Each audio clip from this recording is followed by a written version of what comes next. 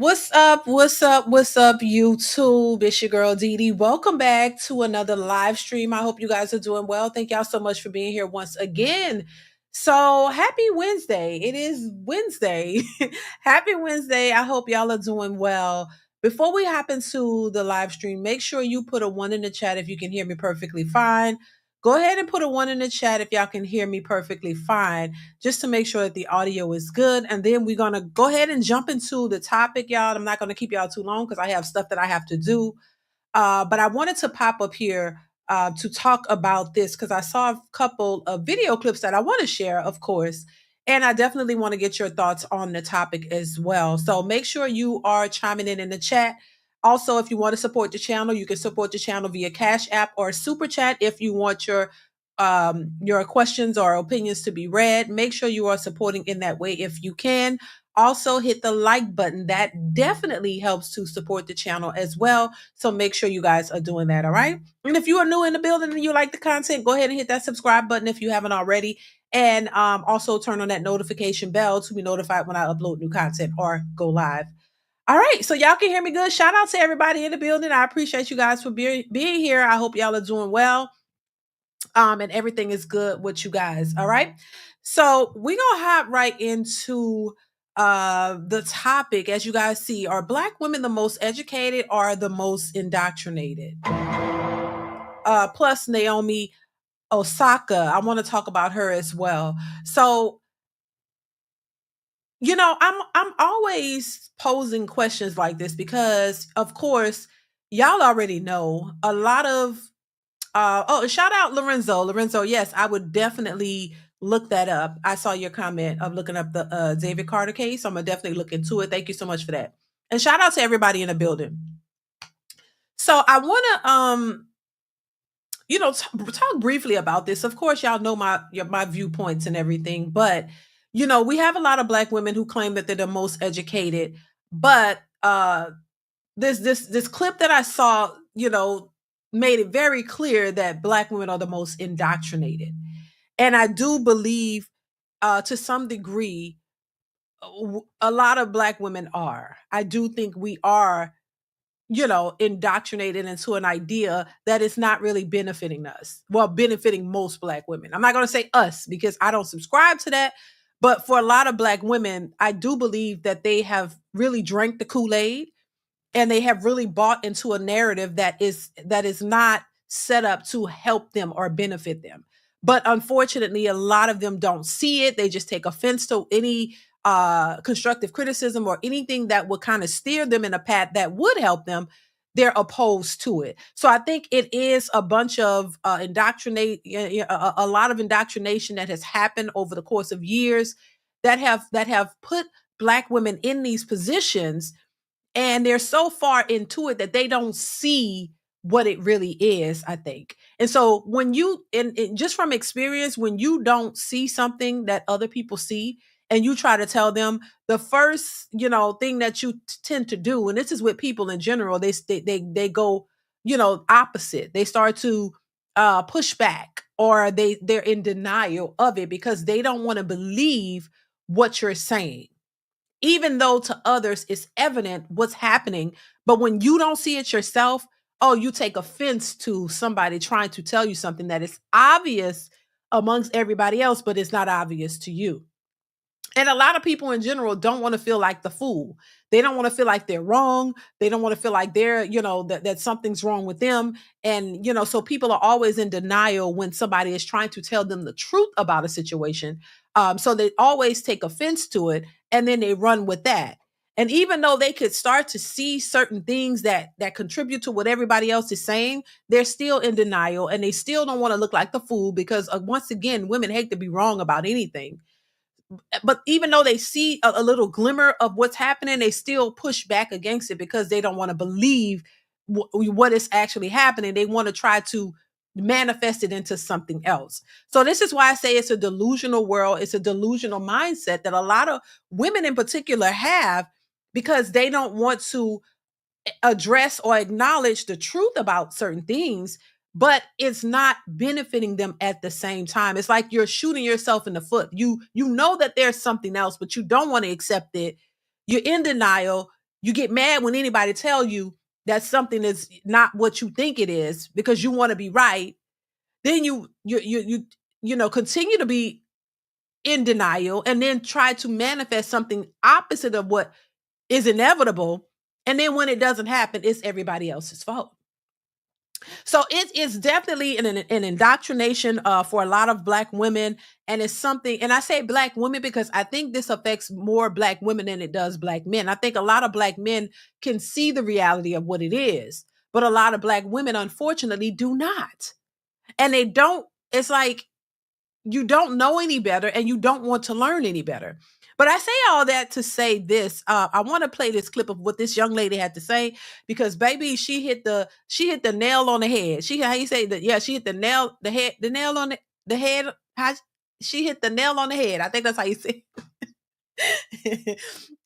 When she said this, and the way she said it, I was like, ooh, it was a little harsh, but it was the truth. And we got to start accepting the harsh reality if we want to make changes, and we can't make any changes if you're stuck in this delusional state of mind, not looking at something for what it really is and trying to change it. That's the problem. That's where accountability is so important. And that's the one thing that a lot of women hate. And it comes at a price. You know what I mean? And so, yeah. Let's get into it. I want to pull up this clip because I want to play this and I want to get y'all thoughts. Make sure you are chiming in the chat, y'all. Make sure y'all let me know your thoughts on this. Here we go.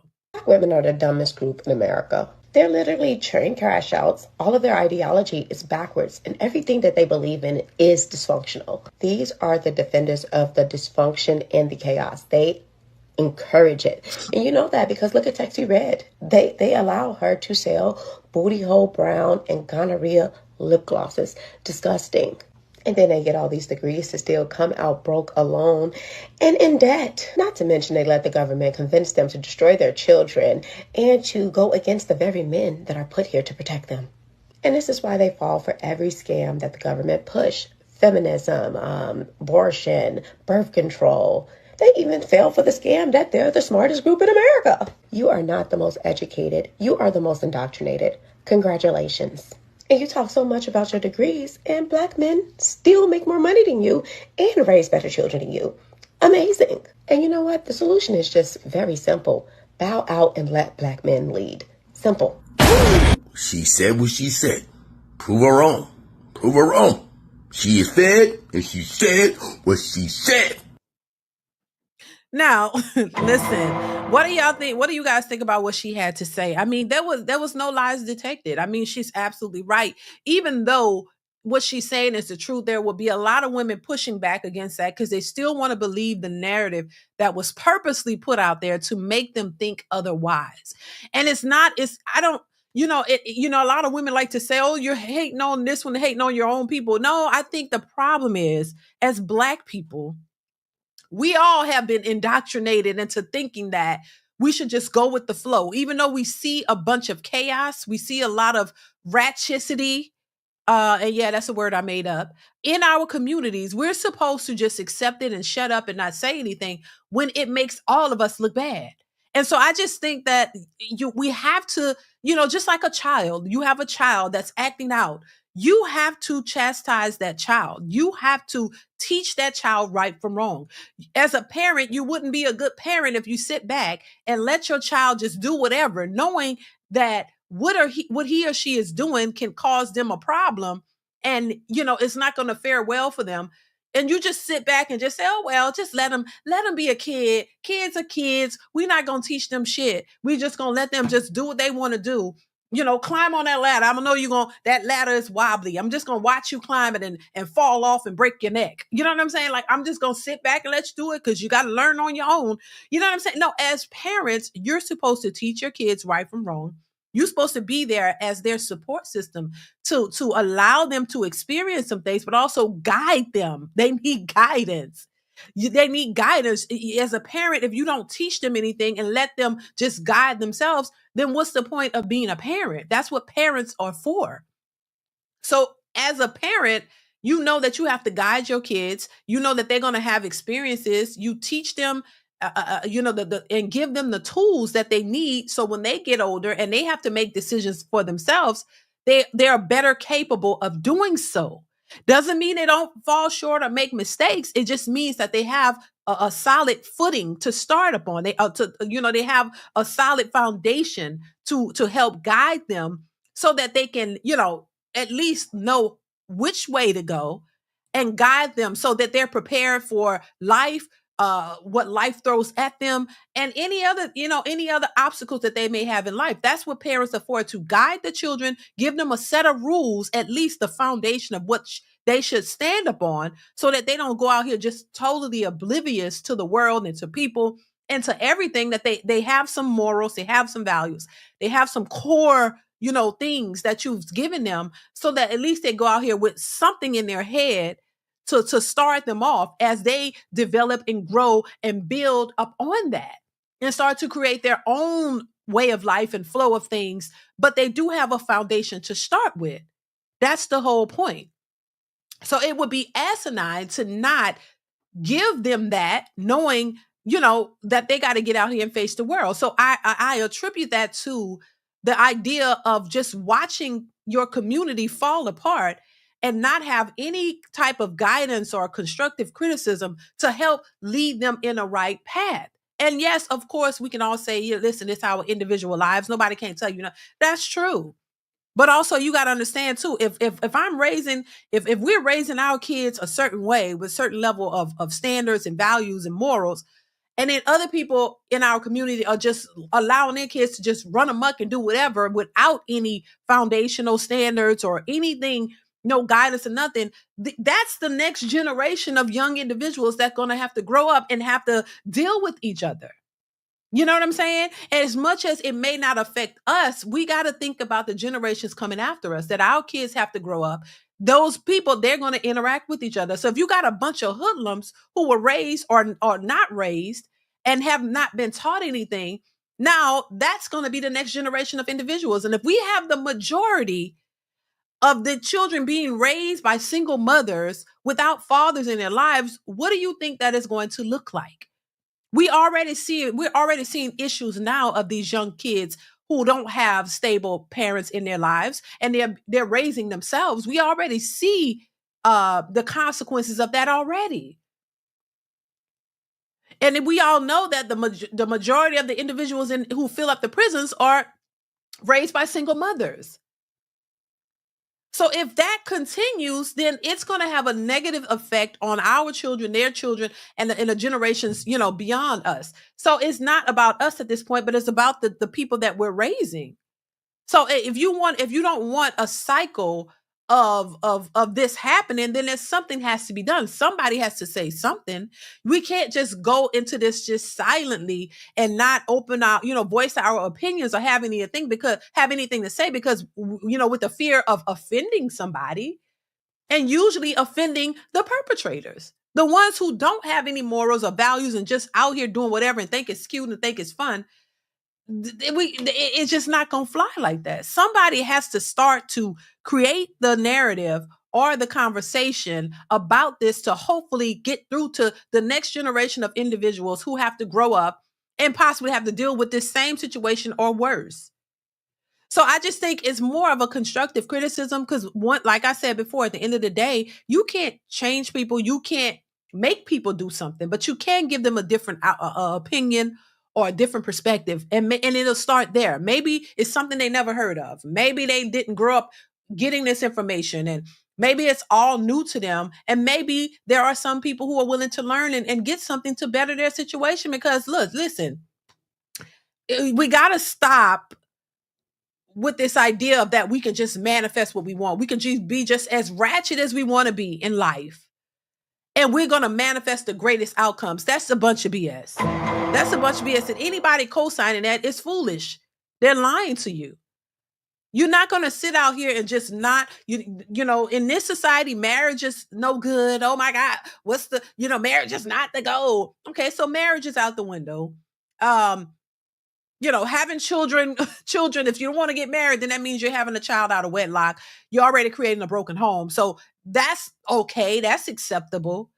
Everything that's out of order and backwards from what we should be doing is what is congratulated and celebrated. So everything is out of order and people, don't bat an eye when a woman says she's pregnant and she's not married. Oh, that's just the norm. That's just what it is. But when you say, why you don't get married? If you're going to be with this person and you have a child, why y'all don't just commit to each other and make it official and work with each other and really build something? Oh my God, why? Oh my God, why? That's not the flex. But having children out of wedlock, several baby daddies, complaining about being a single mother, all of that is the flex. Seems like the thing that y'all are flexing is the things that y'all are still complaining about. See, that's what makes it a little hard to ignore because I could understand if this is what you wanted to do and this is, you're choosing this as a flex and then you're just living your life and happy about it. But no, they're complaining. They're complaining and crying all over social media about how hard it is to be single mothers. And nobody ever tell you that. But when people tell you, maybe you shouldn't have kids until you get married. Maybe you should prioritize a stable relationship. Stop going after the men who you think are fine and they could put it on you real good. And then you pregnant and then they run off. Maybe you should prioritize marriage and stable relationships first and then have kids. And that way you have a better chance of raising these kids in a better environment. Oh, no. Who wants to do? Oh my God. Why would, you don't want to hear that. But then when you're complaining and crying and talking about how difficult it is and why nobody didn't tell you, people told you, you just didn't want to listen because at the time you knew it all. And that was not the flex. And mind your business. I'm going to do what I want to do. So do what you want to do, but understand the consequences that are associated with it. You need to be aware of that as well. Yeah, people tried to tell you, but you didn't want to listen. The same way people trying to tell you now that the route that a lot of these women are going is not going to benefit them. We already see the changes that are happening with the government and all this government assistance. People have been, depending on this for years and years and years. Now it's going to come to a point where you can't depend on that. Men are walking away. Men are not trying to be your sugar daddies. They're not trying to fund your lifestyles. So you're not going to be able to depend on men paying for your food dates, putting you in their phone as food dates, paying for your car note, or paying the little hair appointment bills and paying for your nails. You're not going to be able to depend on a bunch of simpish men to handle certain things in your life. So if you don't have the men are waking up and the men are saying, nah, I'm not going to be here just, funding your lifestyle. And if for the ones who might want to do that, baby, you're going to have to put out a lot of coochie. I'm just saying, you're going to have to put all that on the table for real. You're going to have to really give something in return, because I don't think they want to do it for nothing. So if you want to do that, and that's low key what they're doing. I'm just saying anyway, the body is on for sale, low key. So and that might be, you're gonna have to find the real desperate, because a lot of men still don't want to deal with certain women who are even putting it out there for sale. So you're gonna have to really go find the really lonely and desperate men who just don't have no other choice. And it's like, okay, yeah, I'll give you $5. You know what I'm saying? And they're not paying a lot. I'm just saying, they ain't gonna be willing to put a whole lot because they don't think you're worth that much anyway. But if they just desperate and in a bind, yeah, they might give you $5 to, get something out of you. And you might, and then that's not going to be very beneficial to you anyway. So you might as well not even do it.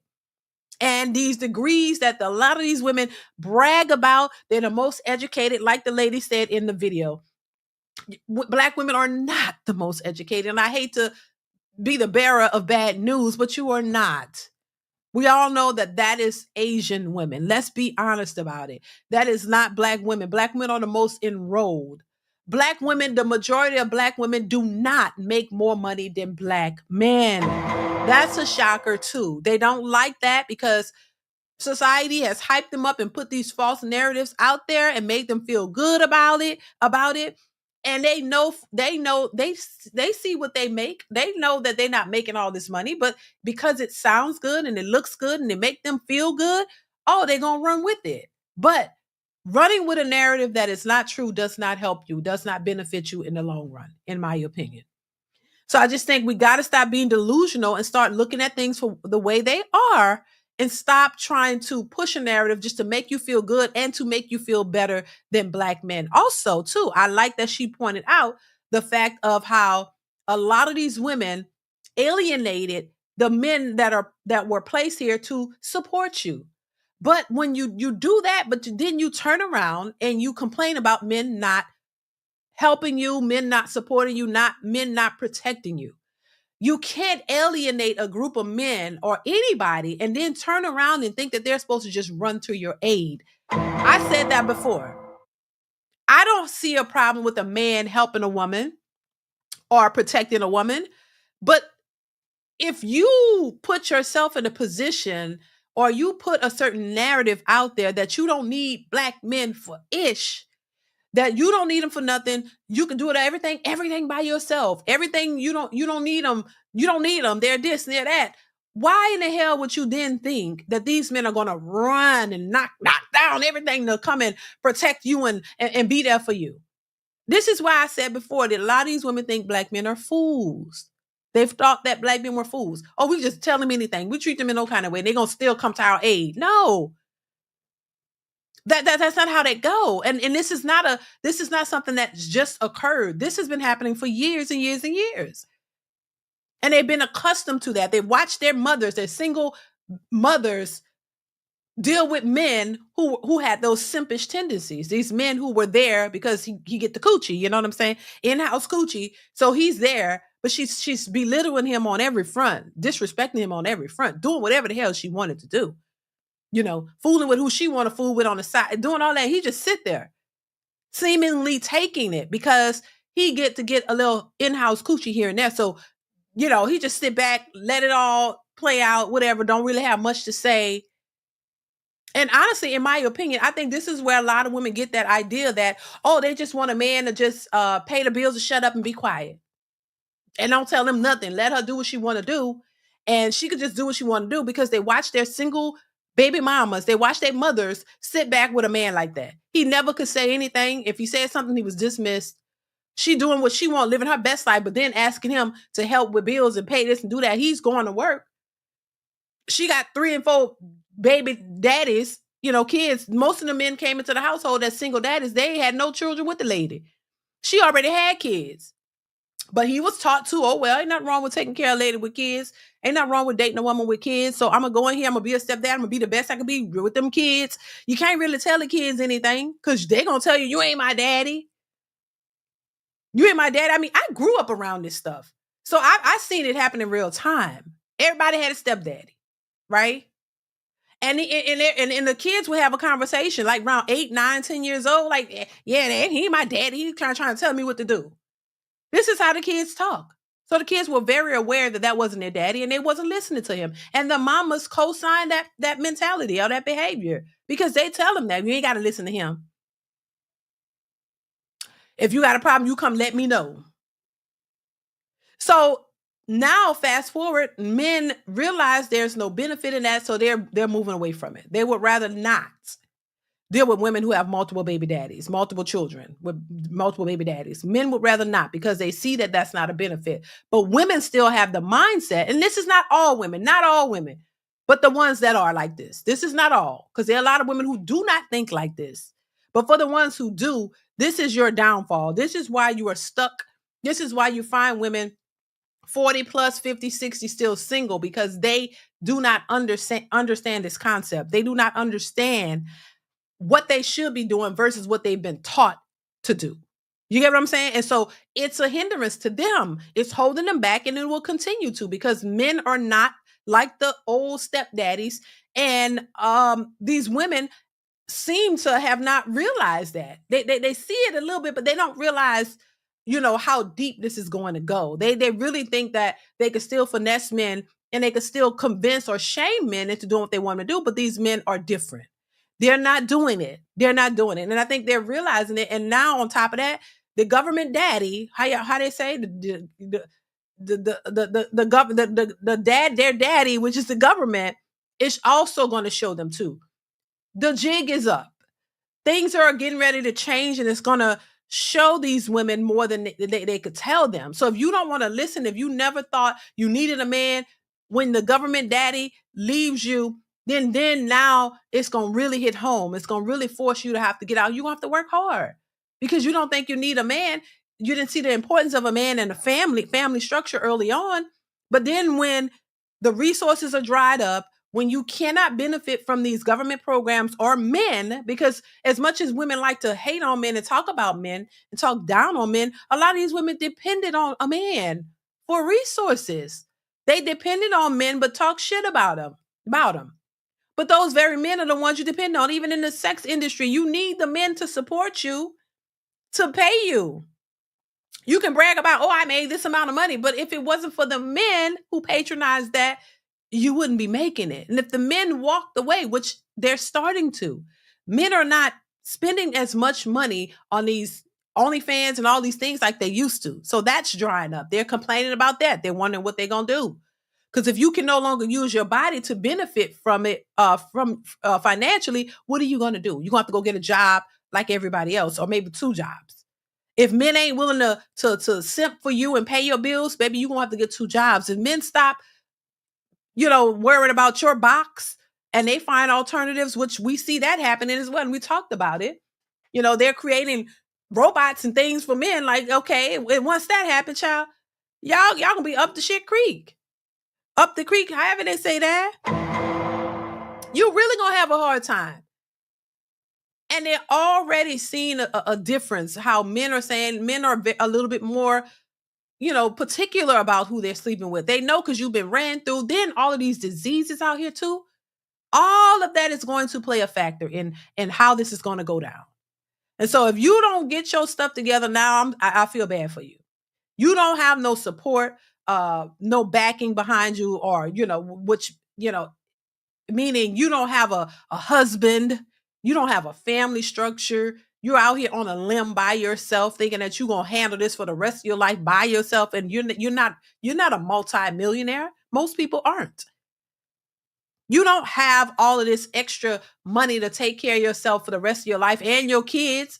It's gonna be hard to maintain. It's just what it is. It's not about you know, the stuff that they're trying to make it, oh, men just want to control. No, men understand better than women the importance of family, the family structure, and having that. Men seem to understand it more than women do. So once again, I think, especially in our community, because guess what? This doesn't just affect the Black community, but it affects other communities as well, because they've drank the Kool-Aid too. But because we are a smaller demographic, it affects us much more, in my opinion, because we're a smaller demographic, and if this is the majority of the way our women think and move, it's going to affect us in a much worse way. So once again, I just think there's a lot that Black women can learn. I do want Black women to understand it's not bashing, but it's just trying to make you understand that you've drank the Kool-Aid, that they've indoctrinated you into an idea that does not benefit you. It's not benefiting you. And I think Black women are starting to see it, but they still are in denial. You know what I mean? You first have to acknowledge that there is an issue, and that there's something that needs to change. If you don't want to acknowledge that, then you're much worse off than you thought. If you can't even acknowledge that, yeah, we've been indoctrinated, there's some issues, these things are not working, you got to first acknowledge it. Accountability is very important. So first acknowledge it, and then start working on some changes that can better the situation, the outcome. But if you don't want to even acknowledge that there's an issue, then it's just going to be it's going to be a bigger issue that we can't fix. Mr. Walker says, salute, sister. Keep cooking. Thank you, Mr. Walker. I appreciate you. Thank you so much for being here. And thank you for the super chat. I mean, for being here. Thank you. Yeah, it's just crazy, and so once again, what the lady said in the video made perfectly good sense to me.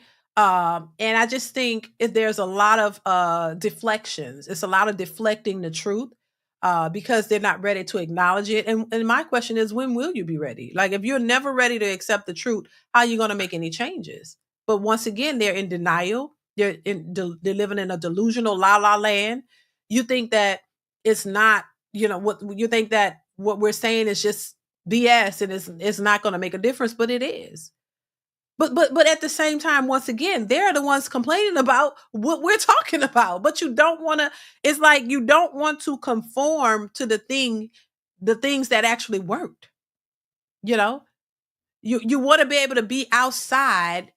You want to just be ratchet and do whatever you feel you want to do. But at the same time, you don't want to deal with the consequences that are associated with your type of lifestyle. That's the real gag. You want something for nothing. You don't want to put in or do the right things that would yield you better outcomes, but you want the better outcomes. You don't want to, you don't want a man. And I think part of the reason why a lot of these particular women don't want a man is because they don't want the responsibilities that come with said man.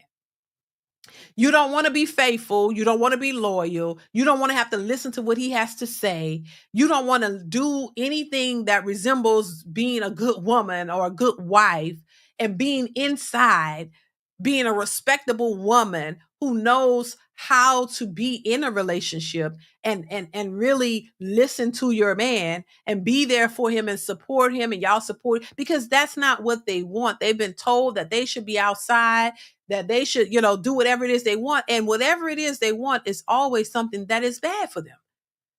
It's easier to go out and just do whatever, as opposed to doing something that is going to yield beneficial results. It's easy to go out and be a 304. To them, it's easy to go outside and dress like a hot streetwalker. I mean, it's easy to go out and just put yourself on display in the name of empowerment.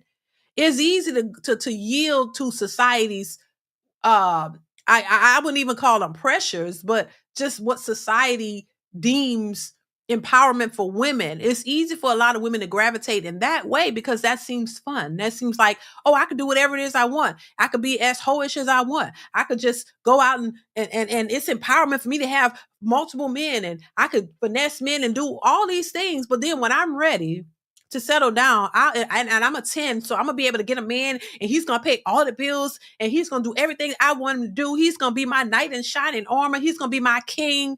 He's going to do this, everything that I want him to do. And I can still be outside with my girls. I can still travel like I want. I could still do everything that I want because he's not sassy. He's not going to tell me anything. I could dress how I want, do whatever I want. He's still going to hold me down.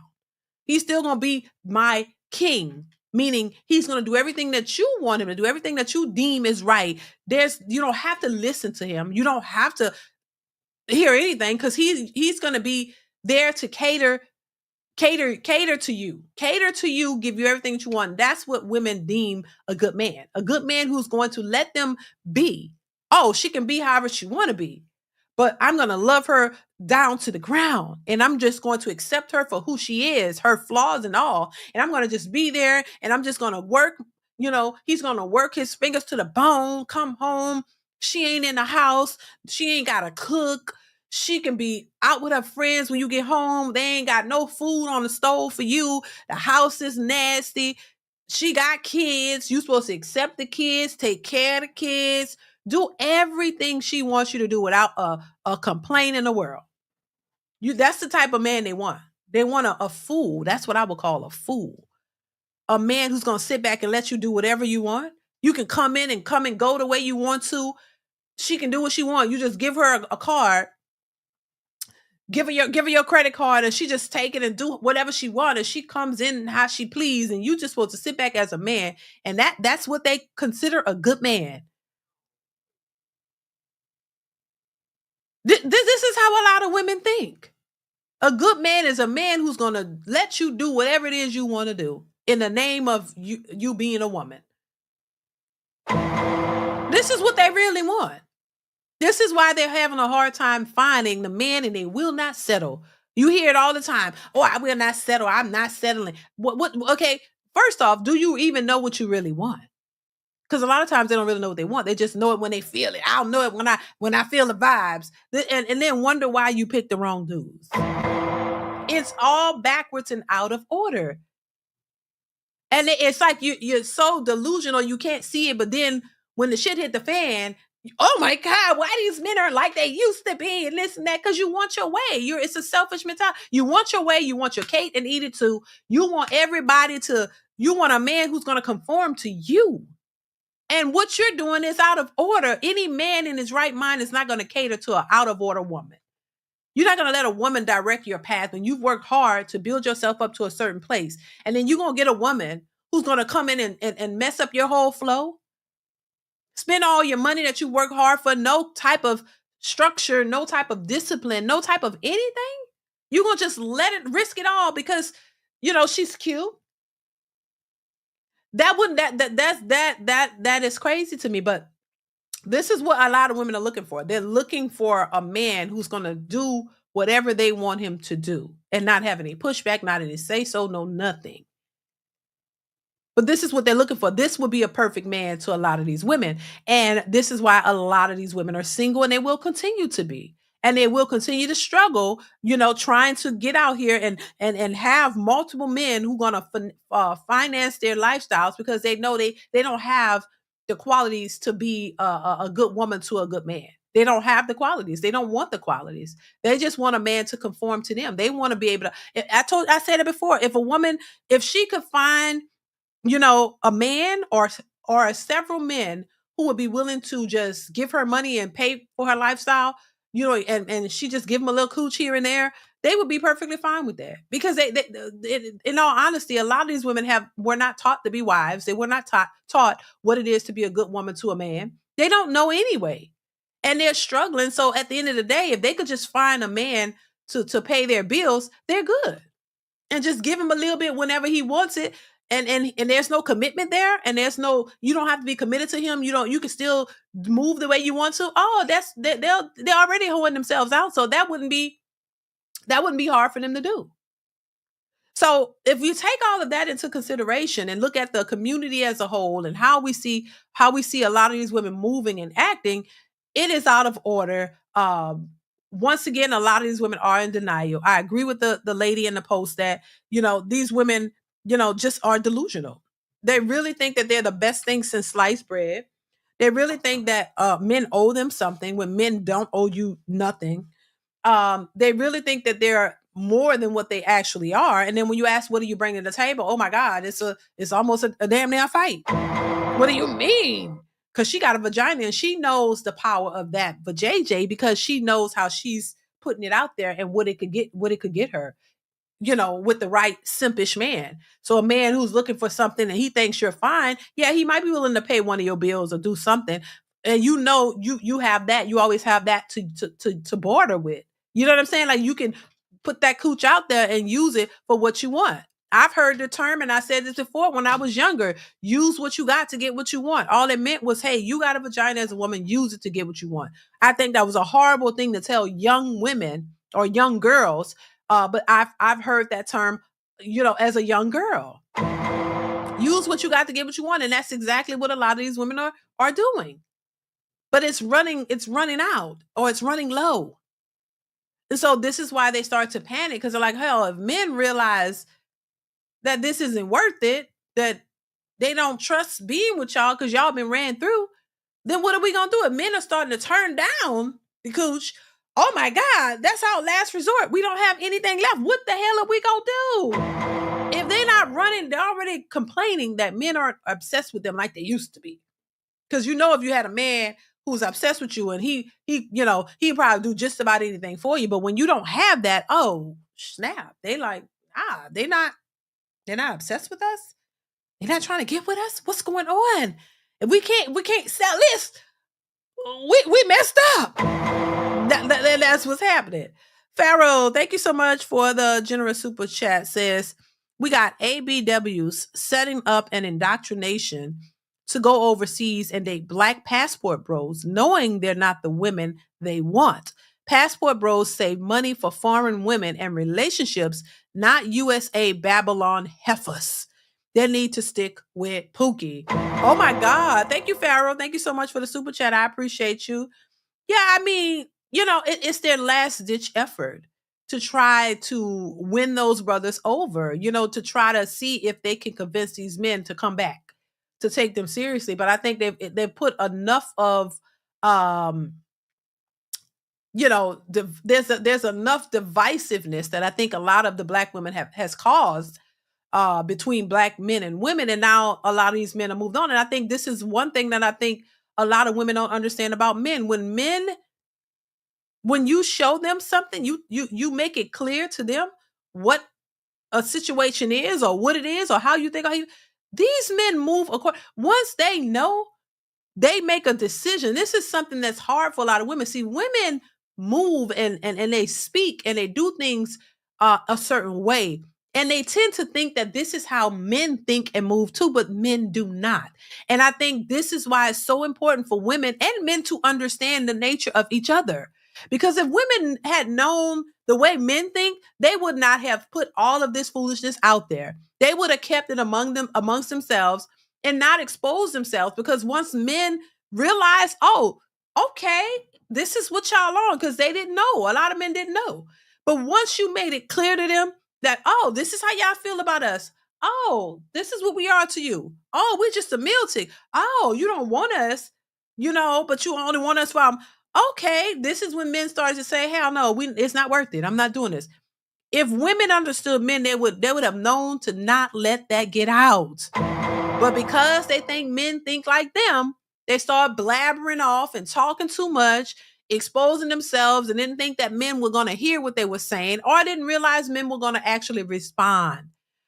And this is why they're out here saying, why? Men have really left us alone? Yeah, you damn right they have. They're responding to what you said. So what did you think? They were going to hear that and still just continue? No, they're not stupid. And I think that's a big lesson that a lot of women need to learn, that y'all exposed your hand and y'all didn't think that men were going to respond. You thought they were still going to be obsessed with you like back in the day. No. and they're seeing it happening. And so now they're confused because once again, you think men are wishy-washy like you, and the majority of them are not. They're not. Thank you once again, Farrell. I appreciate you for the super chat. Captain Caveman says, I'd rather contribute my $5 to you speaking truth than to their worn out peace sleeve. Baby, thank you, Captain Caveman. I appreciate you for the support. Thank you so much. Farrell also says, or STD socket, Lord. STD socket. Oh my God. Thank you, Farrah. I appreciate you for the super chat. Divine Photo says, I think the mistake where some men go wrong with modern women is thinking shaming them is going to make them change. Right. If they don't change, leave them alone. Yeah. Yeah. And so, yeah, I thank you, Divine Photos, for the super chat. I appreciate you. And thank you so much for being here. Yeah, I think they think the shaming tactic is going to make the men do something differently. And it's not. It's not working. And they're mad about it. You see, when a lot of these women are speaking, they're aggressive and mad. I'm like, why are y'all so mad if y'all getting what y'all want? Why you so mad? But they're not getting what they want. And so this is why they constantly try to shame men to convince them to be something that they want and need them to be. Even though you say you don't need them, we independent boss chicks, we can do what we want. We want you, we don't need you. No, but you need them, and you mad because they're not listening to what you're saying. They're not catering to you the way you want them to, and so it's pissing them off. Divine Photo says majority of women go on dating shows saying they want provider, but when Ashanti got the provider in Nelly, the sisterhood couldn't help but be miserable. Right. Thank you, Divine Photos. Yeah, it is like, child, you're damned if you do, damned if you don't. You cannot listen to the sisterhood. They're so confused as hell. You got to be out your mind if you are a woman listening to the Bonnet Crew Society, child. The Bonnet Crew Society / the sisterhood don't know what the hell they're doing or talking about. They don't know. They don't know that. Most of them ain't never been married, ain't never been in stable, any type of long-term committed relationship. They have no clue what they're talking about. They have not had what my husband would call administrative experience. Y'all, they have not had any experience, and even in a long-term relationship with a man who cared about them. They're just going off of hearsay, assumptions, what they think and feel. They haven't even experienced what love is. They probably never even had somebody who actually loved them and was willing to put his life on the line for them and be there for them. A lot of these women have never experienced that. They've only been in situationships, a lot of them. So they don't even know what it is they're talking about. And I'm saying, if you're sitting around listening to these women, you're going to be lost in the damn sauce. They don't know what they're talking about. To me, that's why it's funny to me, and it's comical, because I hear a lot of the stuff and I just shake my head. That's all I can do. You can lead somebody to the water, but you can't make them drink. You can tell them things that would better their situation or circumstances. But if they don't want to listen, baby, you just got to watch the train wreck. And that's what I do. I watch the train wreck a lot, which is crazy. But the Ashanti and Nelly thing, it's like, oh, they talking about, oh, he don't like her and she should leave him. Now she's married to the man. Now he say one thing they don't like, and oh my God, she should leave him. This shows you, right, that these people don't understand relationships. You don't understand what a relationship is based upon. You don't understand because you've never been in one. That most of these women have never been in committed, serious relationships, let alone a marriage. So the fact that they have been saying, oh, he don't really like her. He don't really like her for real. She should leave him. I'm like, what? Yeah, if the people listen to them, baby, you would stay single, stay sad, stay lonely, you would stay depressed. Because these women will lead you right into a depression, lead you right into a single, lonely, boring, tired lifestyle for the rest of your life. So I just don't get it. Thank you, Divine Photos. I appreciate you. Farrell says, to be honest, Zaddy would have been a cure for black men stressed by taking Babylon ABWs, but now even he doesn't want a baby. Baby, I know that's right. Right. Because they see the attitude, they see the mentality. Nobody want to deal with that. Nobody wants to deal with that. But in their mind, they're like, oh, we're the best thing ever. I mean, to who? You know what I'm saying? Like, to who? Like, it's just interesting to watch. I will say that. Thank you, Pharaoh. I appreciate you for the super chat. Um, Andre Woods, thank you for the super chat. Says sisterhood lying together to get government to pay their bills by being forever victims. Black men stop voting Democrat, handouts, and sisterhood dies. You know, and thank you, Andre. I appreciate the super chat, and it's starting to change. You know what I'm saying? I think but and you see the sisterhood is crashing out. They don't really like it. The only thing they can use is the shaming tactics, which are not working.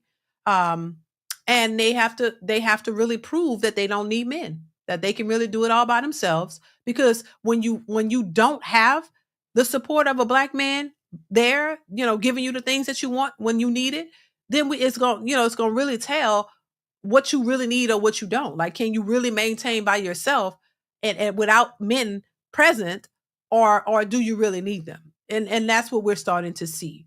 Thank you, Andre. I appreciate you. Pharaoh, thank you for the super chat once again. Says, I've seen white men, Tyler Perry, charactering these ABWs. White men moving on too. That's why ABWs got more zesty. Okay. Thank you, Pharaoh, for the super chat. I appreciate you. Yeah, and the idea of white is right is that ain't no, these women always talk about, it's time to look outside of the black man and we go date a white man. Child, that ain't working for him. It ain't working for him. You're right, Pharaoh. It's not working. These men, just because you're white, don't mean you're supposed to put up with a bunch of bullshit. It doesn't mean that you're willing to accept these women and all the foolishness that come with them. And honestly, a lot of these women who divest and go over thinking that they can get a white man to do that, they don't get that. All you get is ran through once more.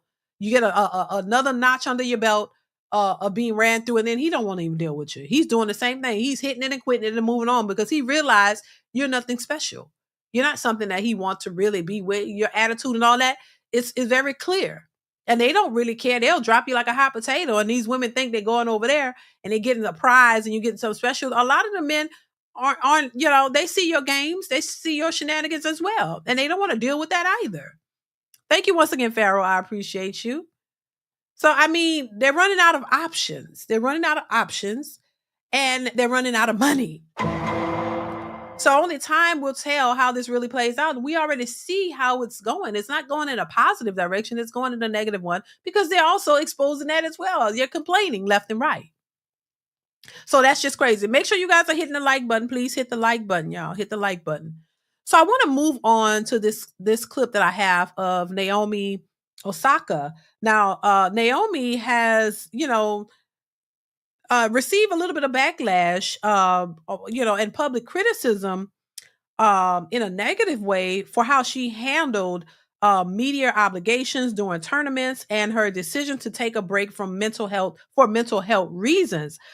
This led to debates about athlete expectations, mental health awareness, and the role of media in sports. Now, Naomi Osaka is only 27 years old. I didn't even know she had a child. So she has a 2-year-old daughter from a guy, a rapper. I think he was a rapper that she dated for some time. They dated.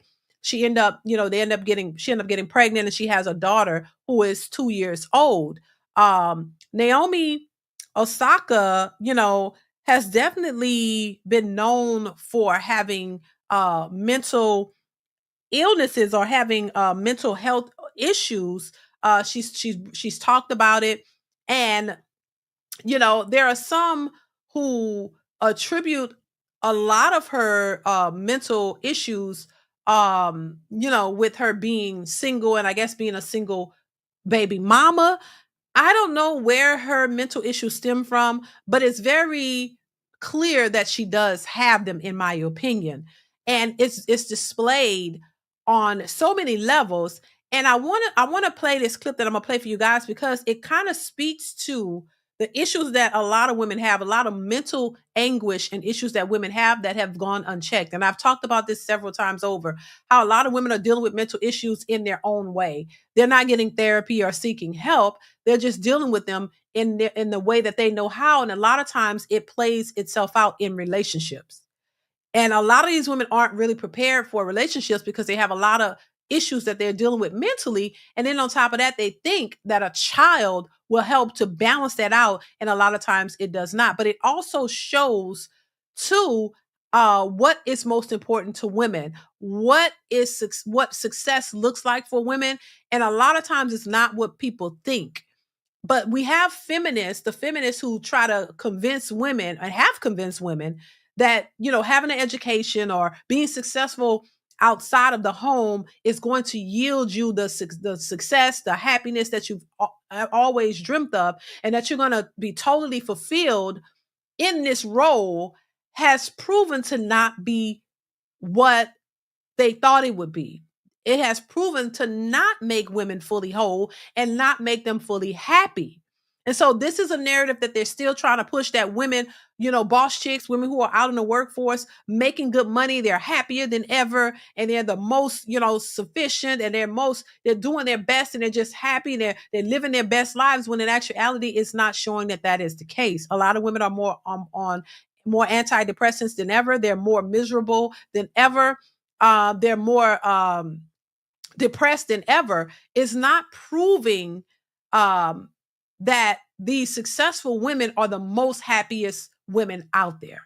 And so there's a debate whether that is the case or not, but we see that a lot of these women are not fulfilled. They're not what they thought they were going to get from these careers and is working outside of the home and being these independent boss chicks is not really yielding to them the happiness that they thought they would get. But I want to play this, and then we're going to get more into it, because I think this is important for women to understand before they make make certain choices. But listen to this. I'm going to be a negative human being today. I'm so sorry. I have nothing positive to say about myself, which is something I'm working on. It is totally a dishonest narrative that men and women want the same things out of life. We don't. We absolutely do not want the same things out of life. In fact, we don't even measure success the same. When I win, I don't feel happy. I feel more like a relief. And then when I lose, I feel very sad. Women who are choosing their careers over starting families are finding themselves leaning more onto medicines like Xanax, anxiety-inducing medicines, and depression, because they suspended that time frame where women really should be looking to find a partner and to start a family, because they were instead pursuing their careers. I'm just going to be a negative human being today. I'm so sorry. I have nothing positive to say about myself, which is something I'm working on. I think, it was my daughter's birthday, so I was happy about that this week. But other than that, it's just today I'm just constantly replaying the match now. Yesterday I just woke up and I was really depressed, but I don't know why. With your tournament over and, getting to have a break now, what's the first thing on your mind that you want to do? Nothing. Now, her behavior is not shocking to me. It's not shocking to me because there are a lot of women who act out in this way. And shout out to her. But it's a display of mental health issues right in front of us. You know what I mean? And, to keep pushing this narrative that, successful women are the most happiest they've ever been. And if you get to the money and, you have a successful career and you're single, a lot of these women are single. They don't have any kids, and they're just working, grinding to build themselves up to the top, the highest level they can achieve, that somehow by doing that, that's going to make you more happier. There are a lot of women out here searching for happiness, searching for this abundance of happiness. Like Tia Mowry is looking for that. You have, what's her name? Taraji P. Henson, who actually talked about this and said how she thought that once she made the money, she would be happy, or once she had this, she would be happy, or once she had this, that she would be happy, and she's still unhappy. She's still depressed. She's still dealing with these mental issues. But all of that goes to show that is not the end all be all to a woman's happiness. A lot of these women are realizing that once they get to these pristine levels of success that they thought was going to bring them all of this happiness, they find themselves still in a state of depression because they're still not happy. And the one thing that I would say to any woman listening is that happiness is a choice. It's a choice, people. Simple as that. It's not about how much money you have, how big your career is, how established you are, how much money you can spend, how much you can travel, whatever. Superficial things, a certain career, and all of that is not going to be the key to your happiness. You know what? You tend to, as women and as a woman myself, that I can vouch for, one of the things that makes me clearly happy, that makes me smile, makes me feel a self of a sense of purpose, is my family, my family, my children, my husband. And I know people be like, what? The very thing that a lot of these people are walking away from, running away from, the thing that they were told that, oh, women shouldn't be relegated to the home and shouldn't be obligated or feel pressure to have a husband and a family. You need to do things that are going to fulfill your life and build you up and make you have a self sense of purpose, that you matter and that you're this and you're that. And the very thing that they're pushing women towards are the very things that are causing them to be unhappy and depressed. And when you look at your kids, you can go hug your children and you can hug your husband and you can look at the fact that you guys are together, that you're building something together, that you see the good and the bad in all of it. And you know that you have a man here that loves you and going to protect you and going to be there for you regardless, no matter what. And you are there too. And y'all are working together and y'all are building together, and you have children that you can look at and laugh at because they do the silliest things and make jokes, and you're watching them grow and y'all are building this together. That's a beautiful thing. It's a beautiful thing. You have a sense of purpose when you know that those kids, those people depend on you. If anything, that's the driving force that pushes you to be great and do what you need to make sure that they are provided for and that they are loved and they have nurturing, and you can teach them things and talk to them and watch. It's all backwards. It's all the opposite of what they're telling you would fulfill you and would make you happy. And I think that's what Candace Owens was saying in that clip. And there's more to that clip. I may even cover more of it. She was on the Jubilee channel, and she said a lot more with that. And I think the fulfillment that they're trying to tell you, the way you're going to be fulfilled by going out and doing all this, and women are realizing they're not fulfilled in that way.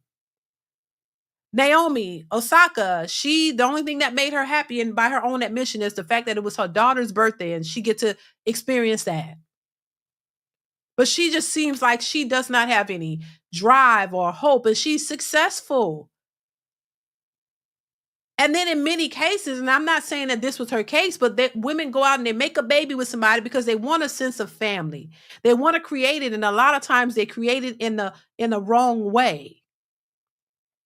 And when they don't have that, meaning you have that husband there with your kid and y'all are building together, a lot of times that is that brings on depression. A lot of women try to go out and create the family, in a way that's not conventional. And, it's non-conventional, meaning, oh, if I get the baby, this baby will make me happy. But then you have the man and then that don't work out. And then you're still unhappy. To me, one of the most fulfilling things is to have a husband and a family. Because no matter what happens, whether you lose a job, you lose money or something, that you have your family there. You have your family intact. You have that support. That's the most important thing. If one of your family members gets sick, to hell with everything else. Your focus is on that, because that, at the end of the day, is the most important thing to you. Nobody care about a job. If your loved one is hurt and in a hospital, you don't care about no damn job. I ain't going to work. I'm going to the hospital, right? You're going to make sure that your family is good. You're not going to worry about it, everything. If somebody gets sick, everything else goes out the window and your focus is on that. Why? Because that's the most important. So I just think that in society, everybody is, not everybody, but a lot of people are trying to convince women in particular, because women seem to be the ones who gravitate to this. They don't understand the importance of men and family, the family structure, until they don't have it. And until you've achieved this level of success financially or career-wise or whatever, and you realize you're still depressed and you're still unhappy and you're still out here searching for a family, that's when you realize that all of they've been telling you and teaching you is a bunch of BS. But then you realize it when it's too late. But you still try to convince yourself, oh, well, I should be grateful. I got to convince myself that I'm happy and grateful and I'm doing well, because out of all the achievements that you've been able to achieve in life, you still feel a sense of loneliness, a sense of depression, a sense of you feel lost. So I'm not convinced that this, because like I said, I think when you don't have certain things, you think you need it to be happy. When you're broke, right? You don't have money. You think, oh, money, if I get the money, oh my God, I'm gonna be so happy. You get the money and you realize something still feel missing. You don't feel happy still. You can buy anything that you want, get everything that you want, and guess what? You're still unhappy. And on top of that, if you're out here doing this by yourself and you're single, you don't have nobody to share it with. You hear people who have money tell you, I have all of this and I don't have family. I don't have nobody to share it with. I don't have this. I saw a clip of Nicki Minaj's younger sister crying, literally crying, breaking down, talking about, bro, this nothing is, I got all of this. I bought a new house and I'm upset because I don't have nobody to share it with. I need family. I need somebody. There's so many examples of that, but it's just go and look, because once again, money is at the forefront. Just get the money, just get the money. And you're going to be so happy. You're going to be so happy. That's what they tell you. And then when you get the money, there's still an issue. So I personally, the Amber Alert, that was the Amber Alert, y'all. I don't know if y'all heard that. But yeah, I just think that is doing women a disservice and an injustice. And a lot of women are following it, but they're realizing that there's more to it than just that. You know what I mean? Successful MD says, being in the limelight comes with a price. Hashtag ask DeeDee. Right. Thank you, Successful MD. It's true. And so I just think, a lot of women have been led astray. They really believe that. And then once you get there, you realize that it's not what you thought it was, and they're still searching and looking for somewhere else. This is why you see a bunch of successful women still looking for, you put your career and everything at the forefront. Great, if that's what you want. And you've gotten there now, but you weren't able to get a husband and a family. So now you're 50 years old with that career, you're successful. You make good money, but you still want a successful man, and you still want a family. And that's where you're going to have the struggle, because you're just not going to get it all the way you think that you should. And so I just think that for women out there listening, y'all need to pay close attention to that. I always say, prioritize the things that you want the most, and truly understand what it is that you want. A lot of people don't know what they want. They're just going off what they see, what they think, and what they see somebody else, what somebody else has. Know what it is that you want and prioritize that first. If you want a family, prioritize a husband and a family first. Because guess what? You can always go pick up a hobby or a career. You can always go do that. You could have what you want, just not all at the same time. You got to sacrifice something in order to get the other thing that you want. And as long as you are alive, you can always add things to your life. It doesn't have to be all or nothing. I'm a living witness of that. I said that. You know what I'm saying? I was able to start a family young, get married, have a family, and still did college, still went to school, even though I don't even use the degree. But that was, once again, that brainwashing into thinking that you need that, and I didn't even need it. I didn't even use it. But it was something I thought I should have you feel like as a woman, you need to have that. Did it and regretted it, but did it, still able to have a hobby, able to do this. Kids are damn near all grown, still alive, still living, still can add things to my life, still with husband and family intact. So I believe you can have what you want. It's not all, you just can't do it all at the same time.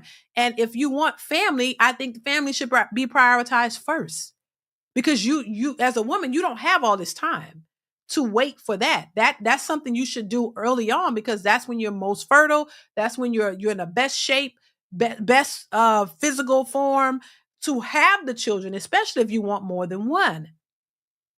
And if that is what you want, you need to make that known. You need to let a man know up front, this is what you want. And if he's not into that, then you move on to the next. But yeah, I just think that they're teaching women backwards, and these women are dealing with the consequences of that, and they're confused as to why it's not going the way they need it to go.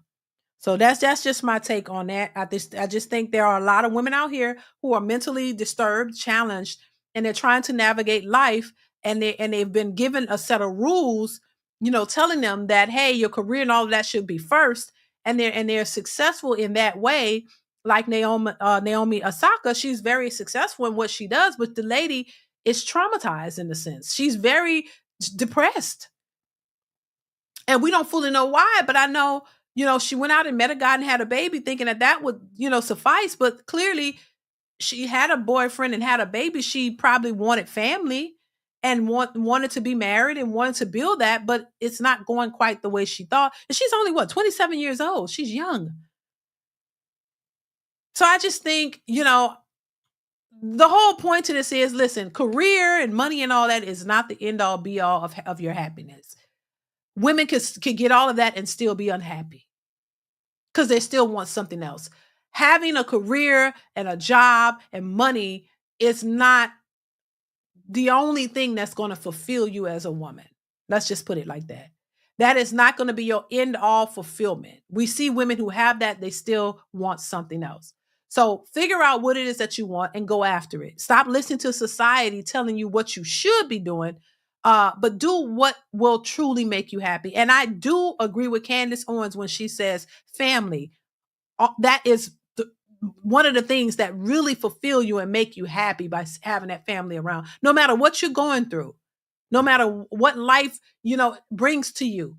When you have your family there, and it just makes the difference. I could be depressed or feeling bad, and my child would do something crazy and have me laughing and forget about that. So I just think, I don't know, I think family is most important overall. And I think a lot of these successful independent boss chicks are realizing that your happiness just is not all rooted in one way. And also too, happiness is a choice. It's not just strictly based on you looking for a man. A man alone is not going to fulfill your happiness. You get what I'm saying? It's a collective thing. It's not just, oh, I need a man to jump through hoops with me all the time. That's going to make me happy. That ain't going to make you happy. I need a man with all the money who could buy me whatever I want. That ain't going to make you happy. That's just a temporary fix. Things are going to make you, no, you're constantly buying things, going into debt, trying to fulfill a void that you could never fill. So money, things, depending on happiness from a person completely is not going to do it. Your careers are not going to do it. You have to figure out what that is. And you got to understand that one thing is not going to do it. Because we see it's not working for a lot of people. You know what I'm saying? So yeah, that's that. Let's move on. I have another clip that I want to share with you guys. And I want to get your thoughts on it. Make sure you are hitting the like button, y'all. Hit the like button. Divine Photo says the reason a lot of marriages / relationships fail is because some women watch others' successes on social media and put pressure on the man to do more. That is a fact. And this is why I say you cannot look at somebody else's relationship and think that that's what your relationship should look like. You can't, because you're only getting an outside glimpse of somebody's life. On social media, you don't see the entirety of what's going on in their lives. You can't look at a person and think, oh, he's doing that for her, so I want you to do this for me, putting pressures on your boyfriend or whoever you got to do what that person is doing. You don't know what the dynamics of their relationship is all about. So you can't base your relationship up on somebody else's relationship because you don't fully know what theirs fully entail. So yeah, I think that's a problem too. You gotta figure out what it is that you want, and not be influenced by society and social media and reality TV. You know what I'm saying? You gotta figure out what it is that you want and go after that. That's what I'm saying. Thank you, Divine Photos. I appreciate you. Are you in Texas, DeeDee? Yes. Who asked me? I am in Texas. Yes. Good point, Divine Photos. Thank you so much for the super chat. Check this out. I covered this video But this is a little snippet of it. I want to get y'all thoughts on it. Here we go. Hold on. No, there are plenty women. Plenty men that want all kinds of women, but y'all don't want the man that's on your level. Every woman wants a man higher than their level. If you date within your level, you will get married like that. The nigga on your level, you don't look at. You looking over him like you better than him. Some of us like that too. Like you better than him. Men do not date on their level. Men date below their level. And you know what? All the time. That's why we got more options. Let me say this right quick. Men want younger women because they're able to mold them. Absolutely. And you can teach them and tell them what to do and how to do it, when to do it, and what to do. With us older women, we've been there, done that. We already know ourselves. We've learned. Those younger women, those girls don't know themselves already. They're out there. Men want those women so they can mold them into what they want them to be. And what's wrong with We're not that. What's wrong with me molding my wife to please me? The problem is you go ahead and get her, but she's not a seasoned woman. She don't want that. Know already. We don't want that. That's the problem. Exactly. We don't want seasoned women. Hold on. No, I don't want my woman. It's true. He just said it. Hold on. We don't want women that we have to battle your past for. If I get me a younger woman with less experience, yes, it's about mold.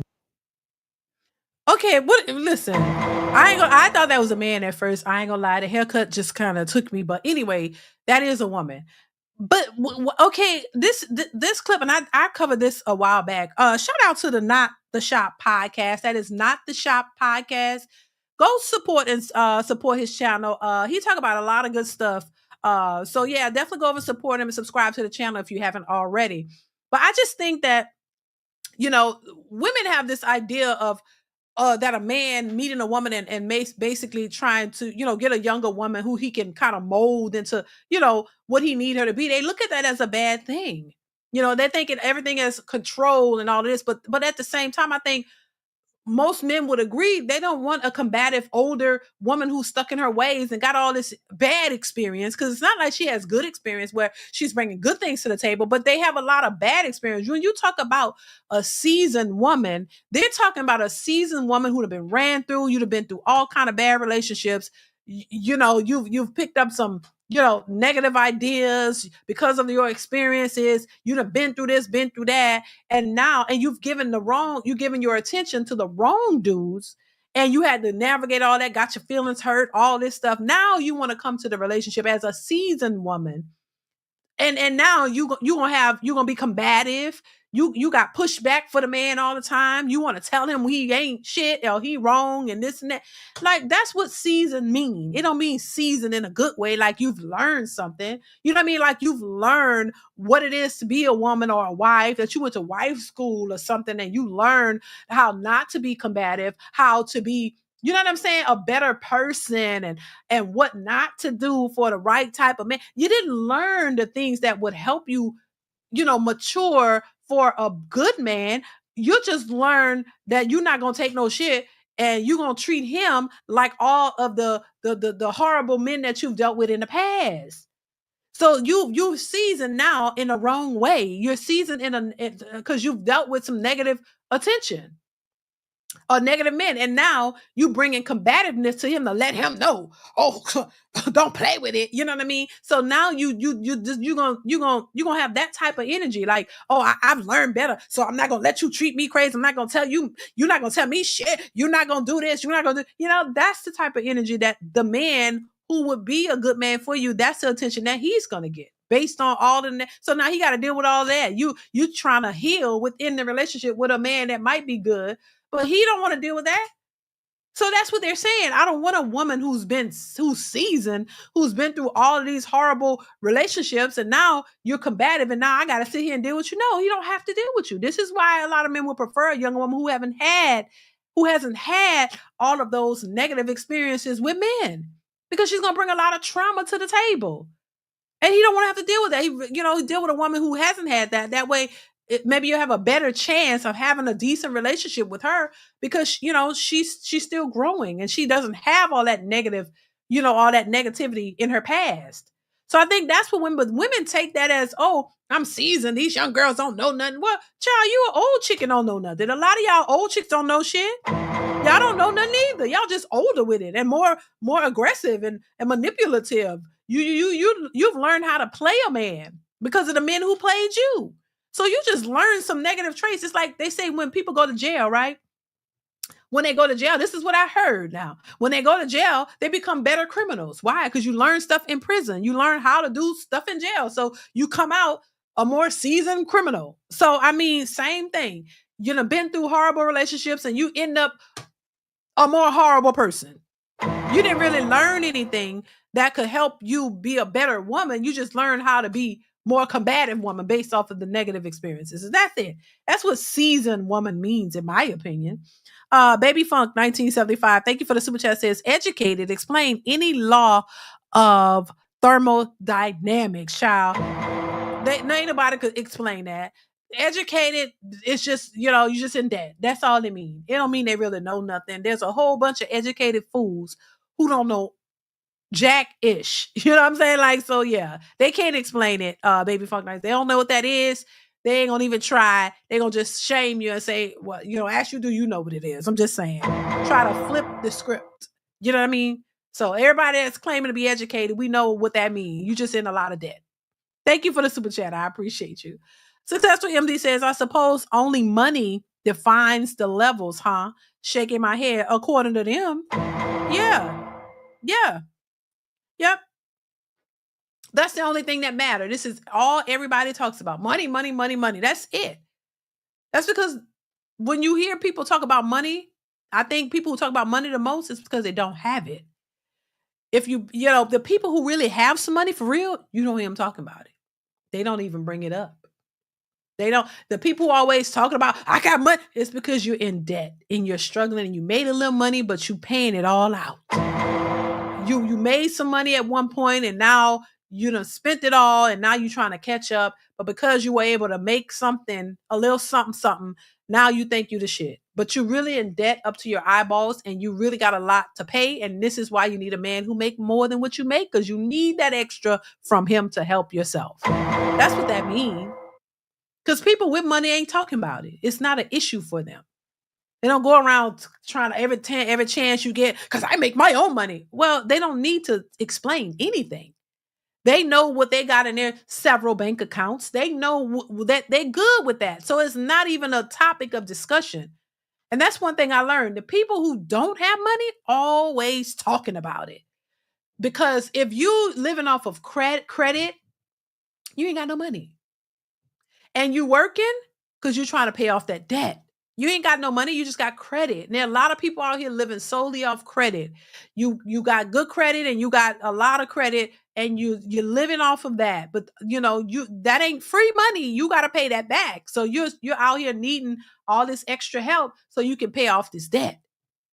You ain't got no liquid money, an absorbent amount of liquid cash. You're living off credit and you need help. So you really ain't got no money. So yeah, you notice the people who got the money, you don't hear from them. You don't see them and you don't hear from them.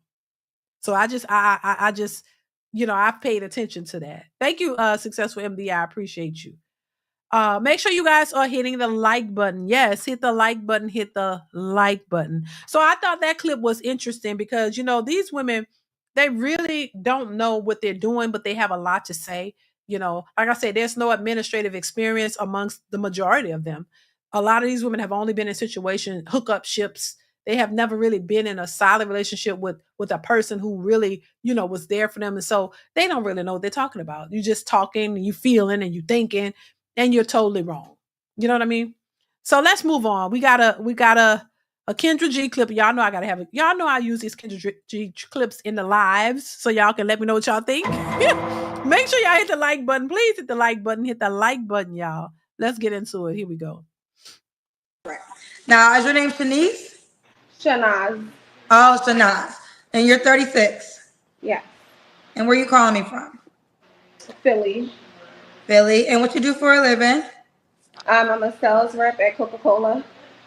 Sales rep, Coca-Cola. You have any kids? Yes, 2 daughters. One is 20 and then the other one is 12. 2012. Both by the same man? No. No. Have you ever been married? No. No. And what's your zodiac sign? I'm a Cancer. Cancer. So we got Shanaz and 36 Cancer, Philly, sales rep, Coca-Cola, 2 daughters, by 2 men, never married.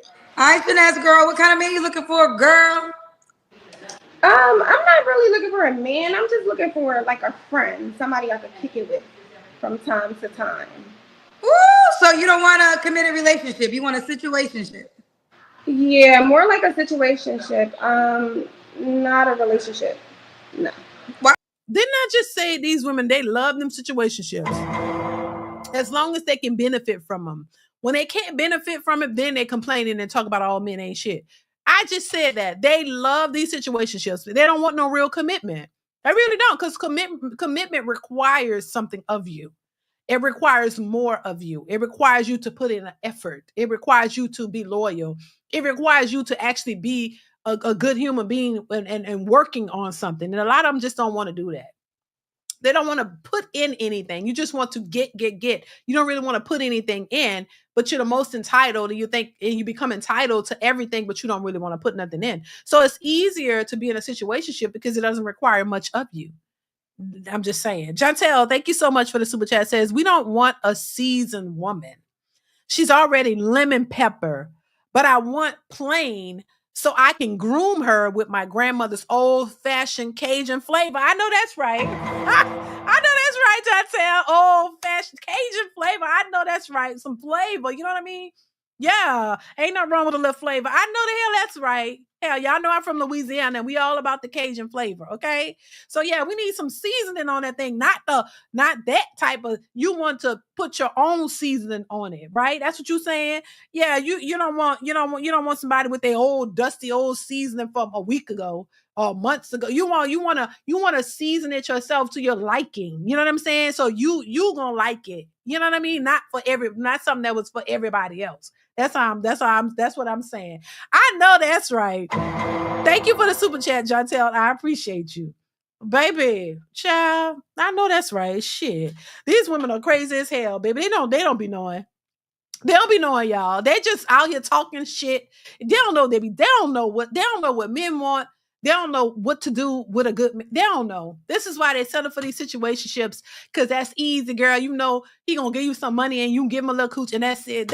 That's more to a serious, real relationship than what these women are out here doing and looking for a child. They talking all that shit. They be acting like, oh, I want a good man. No, you don't. You like this girl here. She want a situationship. That's it. Because that's all they prepared for. You're not really prepared for nothing more. They don't know nothing about real relationships and the ins and outs and the beauty of it. You know what I mean? I had a chick try to come for me talking about some shit about something about a relationship. I'm like, girl, I've been 20 plus years married, baby. You are you married? I asked her.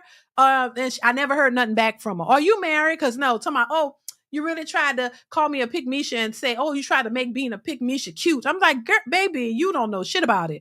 Baby, I've been married for a long time and loving it, okay? I'm not a bitter old hag sitting back complaining about my man. No, I'm happy with him. And like I said, till death do us part, and that's what that's gonna be. And I ain't running around here complaining. Y'all, ooh, she almost made me cuss. I'm about to say something I really don't want to say. But these heifers be out here single as a goddamn doornail and be running around here thinking they could tell somebody about relationships. You don't know the first thing about it, boo-boo. I'm like, go ahead on, baby. I bet you a single mom when you ain't no man ever tried to commit to you, and you think you know what it takes to be in a serious committed relationship or be a wife. Hell no. Most of them don't know. So I'm like, go have several goddamn seats. You don't know anything about it, baby. So, and you probably never will. So get your shit together and figure out your life, because you ain't got shit on this over here. So I'm just saying. So yeah, this is why they try to minimize it, because they know, oh my God, there'll never be a wife. Oh, a wife is not a flex. Yeah, it is. Yes, it is. Yes, it is. And I don't care who tries to minimize it. You only doing that because misery loves company. And you hate something you can't have. So we know what that is. And if you can have it if you learn something and pay attention. And maybe you might get what you want. But if not, until then, shut the hell up. Because half of them don't know what the hell they be talking about. Pharaoh says we shouldn't be talking about seasoned draws. Oh Lord. What? Right. Child, baby. Pharaoh, you a hot mess. Thank you for the super chat. A hot mess. Child is trip. But anyway, let's continue. Okay, I'm quite sure maybe I have heard women say they don't want a relationship. Any reason why you don't want a relationship? I don't want a relationship just because I've been in relationships pretty much all my teenage years up into my adult years. And I feel like I've never took a break with just being single for a stretch. So I'm single and I love being single. You're I like single and you love being single. Yes. Okay. So, we got a girl. You gotta ask her what do you love about being single, and why are you looking for a friend? I thought being single meaning you single, you living your life. Why you need a friend then? Why you need if a single means solo, right? Do your thing by yourself. Why they be single but still looking for a friend? They really don't like being single then. Because okay, even though I'm like you're single unless you're married, but if you're really single and you love it, why are you looking for a friend? I don't need no friends. If I'm single and I'm loving it, I don't need no friends. But we know why. We know why. We know why you need a friend. Right. We know why. Because see, you want the benefits of a man without having a commitment. So having a friend means he's your friend. He can do things that you need him to do, help you out with no commitment. You can still move the way you want to move, but you can rely on him to help you when you need help, honey. That's what that's all about. They come on now. We own it. We know what it is. We know what it is. Let's continue. And men know what it is. Men know what's going on. They ain't stupid. They're not oblivious. They get it. It's just a matter of whether they want to play your game or not. Let's continue. From the top, telling you what it is. She is not trying to be your woman, child. No. So, okay. I'm not looking for none of that. Say it again? No, I said I'm not looking for like a man. I'm not looking for the money. I know it's a requirement to know how much they make. I kind of don't care how much they make. I make pretty good money, so. Let me tell you something. This is the men's language. So can he date other women? Now. He can date other women, just not like wild with it. Like, I don't want him dating. I mean, well, it's a difference, dating and having sex. I don't want him having sex with a bunch of women. But he can date who he want to date. So, what's the sexual requirements? For him or for us? Yeah, for him, because you're telling me you don't want a relationship. So what is what is this title? So y'all friends with benefits, so y'all only so the title would just be like, yeah, pretty much like friends with benefits. You hit me up, we kick it, or whatever like that. Just no commitment. Like you can. So if there's no commitment, why can't he entertain other women? No, he can entertain other women. I just don't want to talk to somebody who's having sex with a bunch of women because potentially will have sex. So he could date. So okay, so he could date other women, but you don't want him to have sex with other women. I don't want him to have sex with a multitude of women, like just freely having a bunch of sex. Girl, see what I'm saying? This is delusional. You don't want a commitment from a man, but you do want to kind of control him in a sense.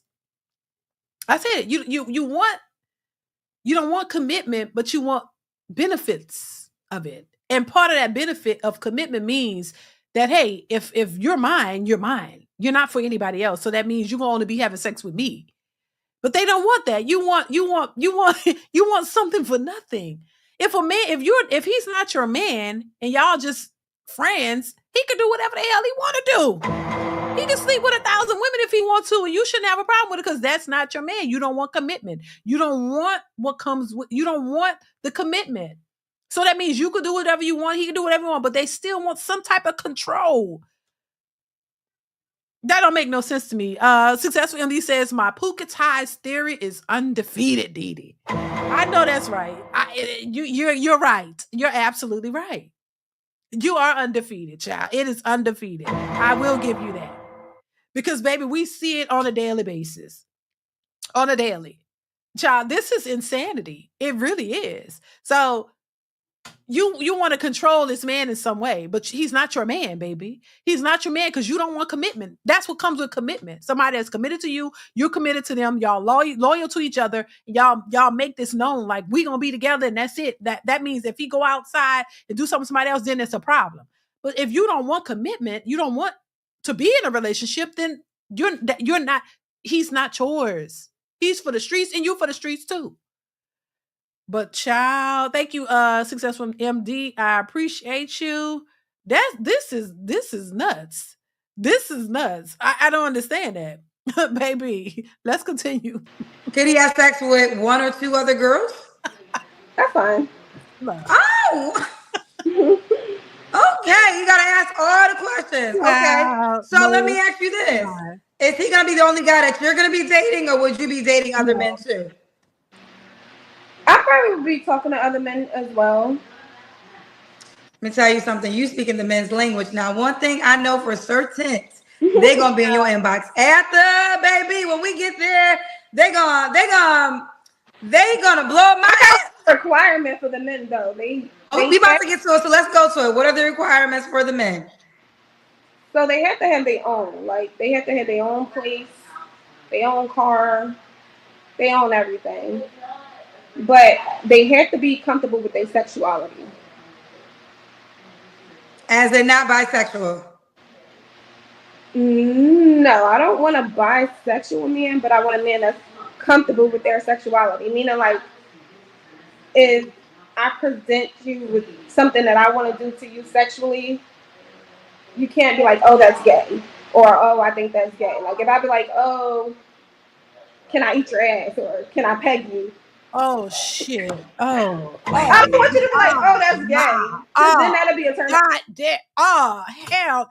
Oh, okay. I didn't know it was one of these. Okay. No. Girls, no. See. This is where you lose me. Like what? Okay, it's one of them. She's the Cassie type. Oh Lord, the Cassie type. Oh. Okay. She's one of them. Okay. She wants to do this. She's openly saying this is what she want to do to the man. Just does she want a man who's comfortable with her doing this to them? That's what she's saying. Okay. This is the Cassie type. Let's continue. And then that's why I'm pretty upfront in the beginning. Like, oh, are you into X, Y, and Z? Because if you're not, then that would be like a deal breaker for me. You're the shy girl that was talking to me 5 minutes ago. Like this is, I had no clue we were gonna walk down this aisle. I'm still shy. That don't seem shy if you asking a man to eat his ass. Not just any man, though. Like somebody I'm kicking it with. I don't even know how to ask that. That's not my thing. So no judgment. That's not my thing. So no judgment. But I don't even know. Judgment all day, every day over here. God damn, that's nasty. I'm sorry. That's my do you? But I still think it's nasty. Do you? Because I can't stop you, and I ain't trying to. Do you that you love it? Go ahead, you love it. It's still nasty to me. I don't give a damn. I don't give a damn. That's my opinion. It's nasty to me. I'm sorry. You might love it. I don't know what the gratification you get out of putting your face in somebody's ass. I don't know what you get out of that. I don't know what. I still, for the life of me, will never, ever understand what you would get out of doing that to a man. Like, how do you get turned on by putting your face in somebody's ass? I'm just saying. I'm just saying. Do you? But just know, I'm letting you know, I don't understand the gratification. I will never understand the gratification of you putting your face, your mouth in somebody's ass. When the shit comes out. How could you? I just don't understand it. I don't. But if that's your thing, that's your thing. Feel free to do what you want to do. I personally just don't see the gratification of it. That's all I'm saying. We're gonna leave it there. But do your thing. Let's continue. How you bring that up? Like, is it like y'all at dinner? It's a weird topic, but I think a lot of men be wanting to do a lot of certain things. They just don't know how to start the conversation. So you break the ice by asking them, and if they're with it, they'll say yes. If it's not their thing, they'll say no. Oh, okay. But one thing I noticed is most men are into certain things. You just break the ice for the conversation, and then you can tell what they're into. So I'll pretty much, if I'm having a conversation with them, I'll ask them what they into, what they're not into. And if they're not into that, then. And see, my thing is this too. I'm not into that. I'm just saying, I ain't going to deep. Neither is my husband. But if a person, if you was into that or whatever, I would like to think that should be something that's exclusive to your husband. You don't just go around here eating ass for every man. I'm just saying, like, you're an ass eater, and you're doing this with different men, all these, everybody you encounter, you eating ass. I'm like, come on, if that's something you was gonna do, that should be relegated to just you and your husband. That one man. And I'm just saying, because this is your thing. This is what you do. So every man that you meet, every relationship that you get in, you jump into eating ass. I'm just saying, like, that's too much. It's already too much to begin with, but this is your thing. So you're gonna be doing this with everybody you meet. You're gonna have to break that ice with everybody you come across, because this is what you like to do. That should be reserved for your husband. That should be your husband. That should be and everybody don't need to know that. Yeah, that's the thing I don't like about social media. Everybody they're so free with just telling us everything, and everything don't need to be told. God damn, there's nothing that's sacred anymore. When did people decide? Social media has really opened up the door for people to just expose all of their livelihood, everything that they do, everything. Like, some stuff need to be sacred. You shouldn't be putting everything out here for the world to know. The world don't have to know all of your business. I'm just saying, how nasty it is or whatever it is, everybody don't need to know that.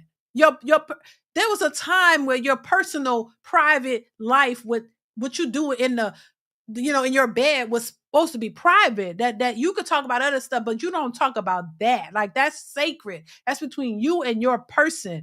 That shouldn't be for everybody to know. But baby, the world has changed. Farrell says she F-tarded. She's trying 304ism, new pandemic. That was child, Farrell. Lord, thank you, Farrell. I appreciate you. What's going on, Classy? Classy Perspective says that the guy that like this, make sure you eat a lot of pinto beans. Oh God, nah. Thank you, Classy. Ciao. Somebody said she thinks she playing. I don't think so. Thank you, Classy Perspective. Divine Photo says, when Kendra made her a highlight, she commented and claimed she was trolling the entire time and said she wanted to go viral. Clout chasing gone wrong. Oh, so I don't believe she was clout chasing. I believe everything that she's saying. Because once you put it out there, child, it's the truth. Don't try to play like you playing now. You done put too much information out there. Now you want to act like it was a joke. Hell no, I believe it. Just nasty. Thank you, Divine Photos. I'm just saying. Let's continue. She's saying most of you men out here are freaks, but y'all act like y'all not. Yeah. Y'all be acting like y'all not freaks, but according to Shanez, y'all freaky. And baby, if you clout chasing, why? This is the part about clout chasing. Why you want to clout chase on something like that? I wouldn't want to clout chase and have the whole world thinking that you're a booty eater. I'm just saying. I don't want that perception of me out there. So that's why I believe. I believe it's real. Why would you? That's how people gonna perceive you now. When they see, oh, this the girl that eat booty. Like, I'm just saying, just not good. Not good. I don't. Nah.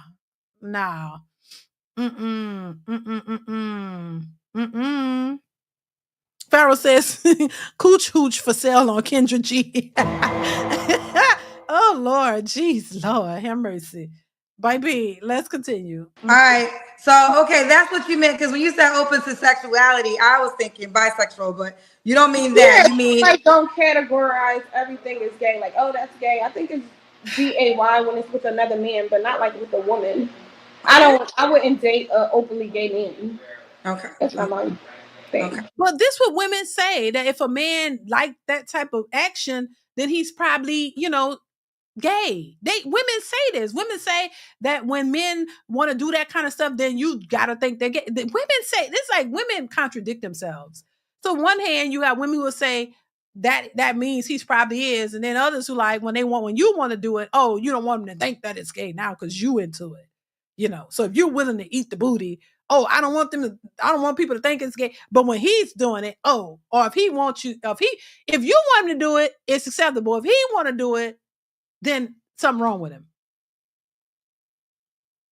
Let's continue. Still nasty. All right, let me get ready for you, Shanez. I wasn't ready. So, any other deal breakers?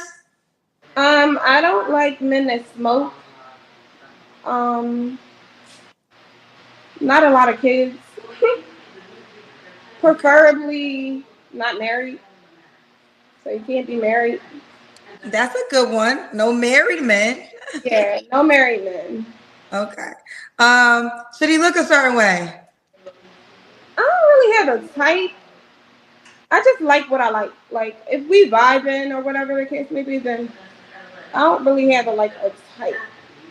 Okay. I just like what I like. Like I'm a visual person, so if you look attractive to me or if your vibe is there, then we can work something out. Are you open to all races? Yes. Okay.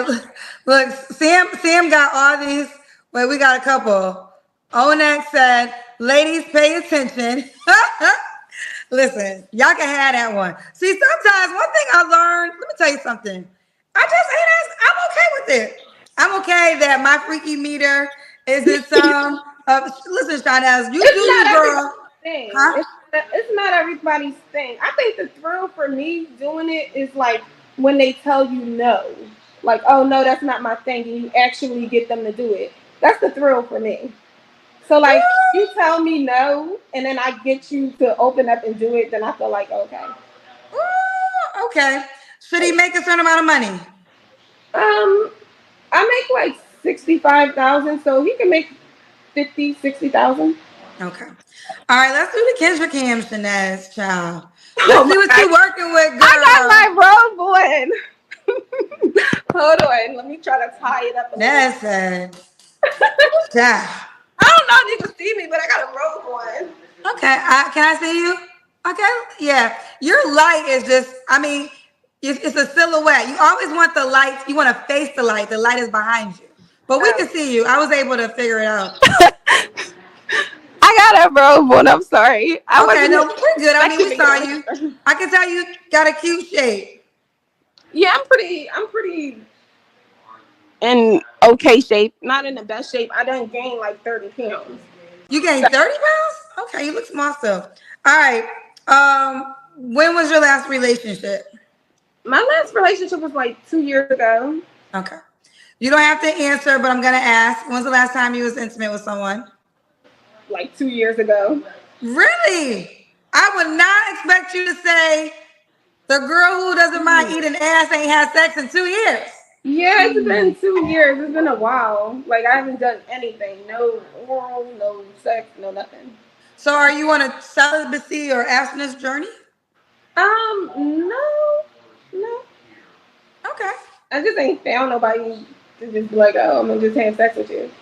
Okay. And then I think today, today's people, everybody's just sleeping with everybody. So I'm not a big fan of that, but like I said, I think it's great that you're not out here just. I have to be honest. This is the prejudgment. I thought because of the request of being open-minded in the bedroom that sex is something that's important to you, and I didn't expect you to say 2 years, but I'm a component. I don't think y'all should be out here sleeping with everybody. So yeah. I think that's good that you're not just sleeping with anybody. So you don't want a relationship, so you're looking for the right man that you guys come to a sexual agreement with. Yeah, or just like a connection, somebody you can kick it with, somebody you can hang with from time to time, talk to, but not a relation, like no commitment. Like I don't want you telling me who I can't talk to. I'm not going to tell you like who you can't talk to, that kind of thing. Okay. 3 flaws you have to work on. 3 flaws I have to work on. For sure, I need more discipline.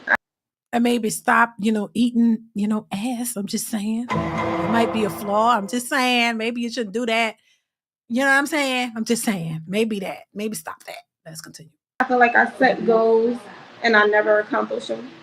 So discipline would be one of them. Knowing when to shut up. I do some back talking or whatever, and people think it's masculine, but I don't know. I think it's just a Philly thing. So knowing when to shut up. What's another flaw I have? Knowing when to shut up. What else? I don't know. Picking the right when to shut up. So you're saying with the conversation with the men, they basically, well, give me an example. Did a guy say something to you about that? Yeah. The guy I was in a relationship with for like 8 years. He's like, oh, you don't know when to let me talk or whatever. I got a bad habit with. Okay. Was he one of your kids' dads? No. But he raised one of my daughters. He pretty much was in one of my daughter's life. So she still had her dad, but he was like her second dad. So okay. I wonder now. Speaking of children, I wonder what her children think about this if they're watching. Like she has an older child, grown child. What does she think about what her mother does and putting it on social media? You know what I mean? Speaking of clout chasing, this is not a thing you want to clout chase, I don't think, or you know what I mean, or troll, like the fact, because it's all on you. You become the real troll because it's like, you're trolling something about yourself that's kind of distasteful in my opinion anyway. But what do people, I always wonder, do people consider their children when they're putting their business out there? Because listen, I'm married and y'all know it, and I always say it, be married, we married, and my kids don't even want to hear us, talking about, smooching or whatever. They like, oh God, we don't want to hear about, and they don't even want to, they like, oh, we don't, some stuff is TMI, like they don't want to hear it. And we're married, but even the children are like, oh, don't, they don't even want to see it. They joke about it, and it's kind of like, it's like, oh, mom and dad, like, go, get out, don't get away from us if we, kissing or hugging for too long and they can see it, even though, they kind of like, they don't want to see it. So, so I always wonder, like, when women are on here talking about these types of things and it's not with their dad, it's like, oh, this is with your male companions, whoever that might be, this is what you're doing. Like, they gotta be grossed out by that. You know what I'm saying? I'm just saying, I think people don't think about their children when they're on these platforms talking about this kind of stuff. And then somebody mentioned too, if the kids got to go to school, like these kids be watching this stuff. These children be watching social media and doing all these things. So I just wonder about that. But let's continue. Okay. So that was 3 flaws? We did 3, right? I don't think I did the last one. What's the last one, girl? I think my last flaw,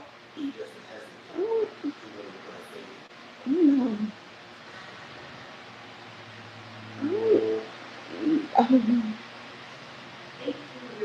know. We'll come back to it. Why would a guy be lucky to be with you? I think a guy would be lucky to be with me or have me around because I'm fun. I'm not judgmental. So whatever your thing is your thing. I have a good job. I have my own money, so I'm not gonna be like expecting him to leave with money. I'm a girl who you can take to the Cheesecake Factory or Ruby Tuesdays or Chili's. I'm not one of those that's looking for 5-star. Right off the bat. I'm from Waterbury, Connecticut, and it's Ruby Tuesday. Ruby Tuesdays. They got that big baked potato with the sour cream and the cheese. Oh man, you brought back some memories. I haven't seen Ruby Tuesdays in forever. Shout out to Ruby Tuesdays, child.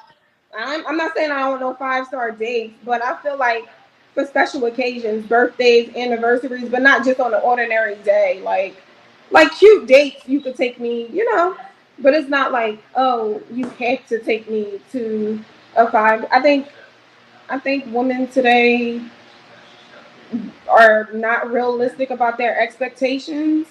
Like, you don't have to make $100,000, or you.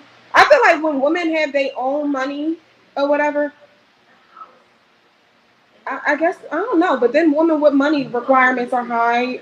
But I feel like if you have your own money, anything the man do is just a bonus. So whatever a man do in my life is just a bonus. It's something extra. Okay. But it's not like I'm not like, oh, you have to. No. Okay, fair enough. Shanice, couple things. I got some paid questions, but before I get to them, do you want any more kids? No. No. So he can have kids already. He can have kids, preferably bigger kids. Like, they have to be big. My kid is 20 and 12, so. Okay. And should he be, what's the age range? The age range, for some reason, young guys try to talk to me. No, 30 on up. 30 and up. And should he be in Philly? No, he could be anywhere. He could be anywhere. Okay. All right, Shanice. Let's get to these paid questions, child. We got some paid questions for you. So, okay. Grant said, just because people like certain things don't mean they sleep with everyone. Sexual desire doesn't equal 304. Listen, you're right, Grant. You're right. I mean, again, I've been hosting the show for 5 years. So normally when I hear that, that is something that is normal. But hey, you are right, Grant. I learned that tonight with Shanice. She was my example of you could be freaky in the bedroom, but not freaky in a long time. Yeah, I'm not freaky with everyone. Don't sleep around. Like, yeah, it doesn't sleep around. So, okay. Well, why? I'm asking myself, why not? If okay, so if she's not, whorish, and she's not sleeping around, why not find a man that you could call your own? What's the problem with that? She don't want a committed relationship. Why not find a man that? She said she hasn't been with a person. Did she say 4 years? Okay, so what's the problem with finding a man that match your freak and want to be with you and just be with him? If you're not sleeping and throwing that cooch on everybody, I think that would be the perfect opportunity to find a man who can match your freak and y'all get together and y'all just be together. Exclusively freaky, between just the two of you. Why not? I think a lot of these women are afraid of commitment and real relationships. Or they just don't think somebody gonna take them seriously. I don't know. It would make sense that you just find somebody that you can be with, y'all be together, and y'all roll into the sunset and enjoy life together. Just leaving yourself out there open for whatever is kind of dangerous, in my opinion. Successful MD says her top 3 flaws: 1, nasty; 2, nasty; 3, super nasty. Baby, I agree with you. That's her thing. Let her do her thing. I agree. Thank you, Successful MD. Yeah. Pharaoh says final flaw is nasty accessory. Accessory. Nasty assery. Lord have mercy, y'all. Child. Somebody might like it though, Pharaoh. Somebody, hopefully, I'd like to find somebody. Thank you, Pharaoh. Find somebody that like it, and y'all get together and sail into the sunset. Law says a non-reformed Jezebel is what we're witnessing. Right. Thank you for the super chat, Law. I appreciate you, child. Baby, child. Okay, so you got it, Grant. Let me get some more. You got some more paid questions. King's Queen said, any man that likes his A play with is bi, period. And that's okay. Just be you and be honest. No straight man wants his A played with or pegged. So to that question, because I argue this question a lot, any man who's doing something with another man is gay. I would not say people are kinky. You get what I'm saying? And I always say, listen, here's some advice. You eat your man ass and watch how he treats you. You're going to get treated differently. I feel like it sets the bar for another type of treatment. And that's just my opinion. I had a girlfriend. I told her to do it. She did it. And the guy she wasn't seeing him that often, and he was there all the time. I don't necessarily think you're gay if you do it. You're kinky. I just consider it as kinky. I don't consider it as gay unless because I don't like, I'm not into bi men, but I'm just saying. Did y'all catch the lesson Shanice said? She said, if you want. No, because see, the thing is, a lot of women don't know. Y'all men are into a lot of things. That's number one. So a lot of men are into a lot of things. It just means you have women like that who's saying, oh, you're bi or you're gay. So they would never explore that with you, but might cheat on you with somebody else and explore it and love it. So I just think women need to be more open to more sexual things and stop.